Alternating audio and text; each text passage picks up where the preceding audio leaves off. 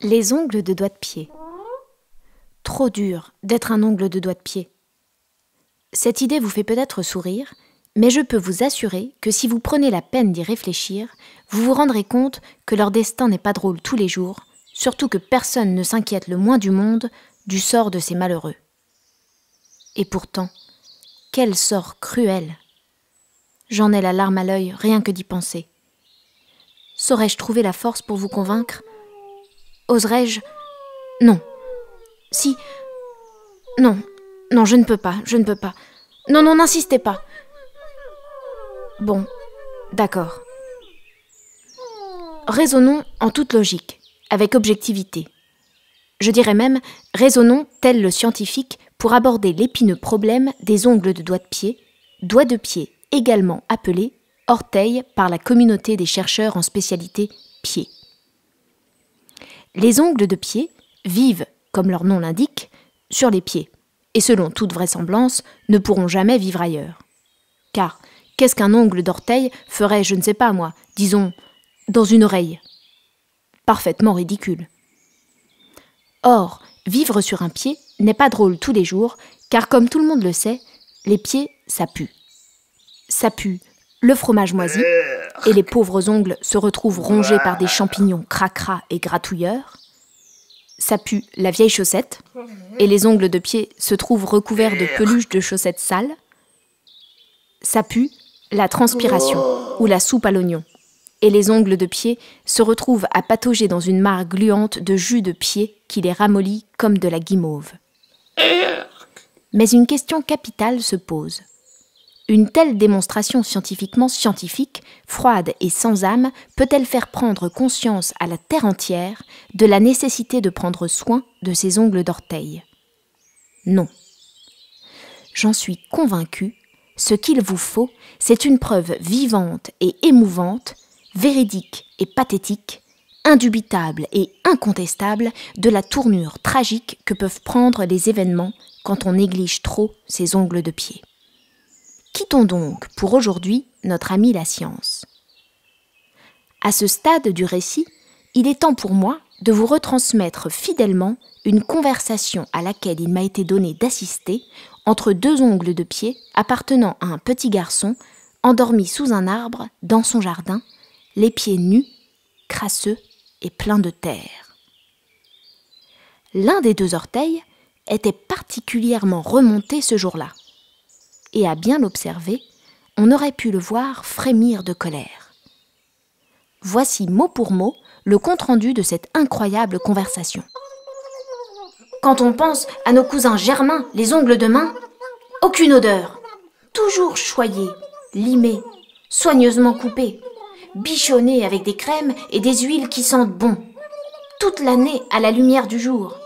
Exception faite des périodes de grand froid durant lesquelles ces derniers sont temporairement glissés dans des gants. Mais les gants, c'est luxueux, c'est doux, c'est chic. Et ça ne sent pas le camembert, comme dans les chaussettes sales. Non, décidément, on ne va pas les plaindre, ceux-là, les petits vénards. Afin de consoler un peu son compagnon, l'ongle de l'orteil suivant, celui qui est à côté du tout petit, à gauche du troisième, a un ongle d'écart avec le gros pouce. Vous suivez toujours? Non? Comme si c'était de ma faute si les orteils n'ont pas de nom. Bon, eh bien disons l'autre ongle, pour faire plus simple. Donc, l'autre ongle prit alors timidement la parole. C'est vrai que nous n'avons pas la vie facile, mais pour moi, le plus dur, le pire, le plus catastrophique, bien plus terrible que les odeurs, c'est... Oh mon Dieu! Le pauvre ongle, ému jusqu'aux larmes, se moucha bruyamment afin de poursuivre d'un air désespéré. Le plus dur pour moi, c'est d'être un tueur de chaussettes, un assassin de collants, un troueur fou malgré moi. Puis, il ajouta la voix débordante de culpabilité.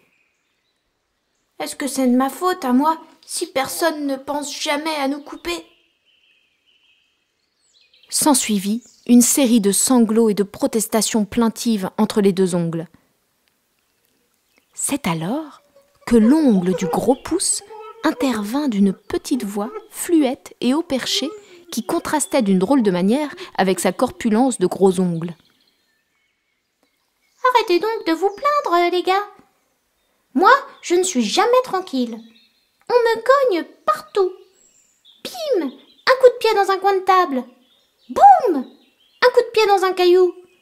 Je suis tout le temps fendillée, bleu, violet, noir. Un vrai désastre. »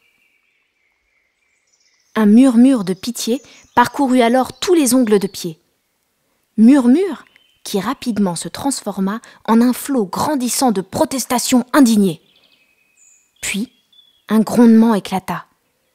Tous s'agitaient et criaient les uns par-dessus les autres. « Et les champignons, on nous laisse moisir comme des bananes trop mûres. »« Ouais, et nous, on n'est pas des bananes. » Du respect pour les ongles de pied. De l'élégance. Des chaussettes propres tous les jours. Des sandalettes. Des tongs. Du vernis. Pour les filles. Je n'en croyais pas mes oreilles. Une révolution d'ongles de pied. Le petit garçon, dérangé par tout ce tintamarre, s'était réveillé et regardait ses orteils d'un air éberlué. Je rêve encore ?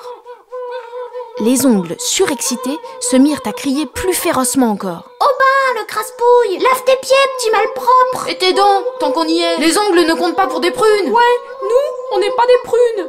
Quel tintamarre! Les ongles hurlaient et le petit garçon braillait en reniflant stupidement. La maman du garçonnet, alertée par tout ce vacarme, accourut aussitôt.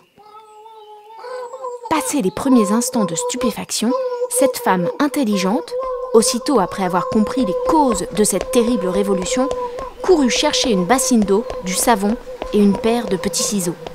En moins de temps qu'il n'en faut pour le dire, les ongles furent lavés, coupés, lustrés et glissés dans une paire de chaussettes propres. Le calme revint immédiatement. Le soir, en rentrant chez moi, je me précipitai dans la salle de bain pour vérifier l'état de mes ongles de pied. Tout allait bien. Les 10 semblaient heureux de leur sort. Limés délicatement, vernis joliment, glissés élégamment dans une paire de collants doux, propres et confortables. Des ongles de fille, quoi. J'avais évité le pire. Cette histoire ne vous a-t-elle pas tiré la larme à l'œil ? N'avez-vous pas désormais conscience de l'importance de bichonner ses ongles de pied ? Si, je m'en doutais. Alors si vous aussi souhaitez vivre en harmonie avec vos ongles de pied, si leur destin malodorant et injuste vous touche au plus profond du cœur, si vous êtes pour l'égalité entre les ongles de main et ceux des pieds, rejoignez-moi dans ma lutte en militant vous aussi pour l'organisation du lavage et coupage d'ODDP, ou ongles de doigts de pied. Signé, la justicière masquée.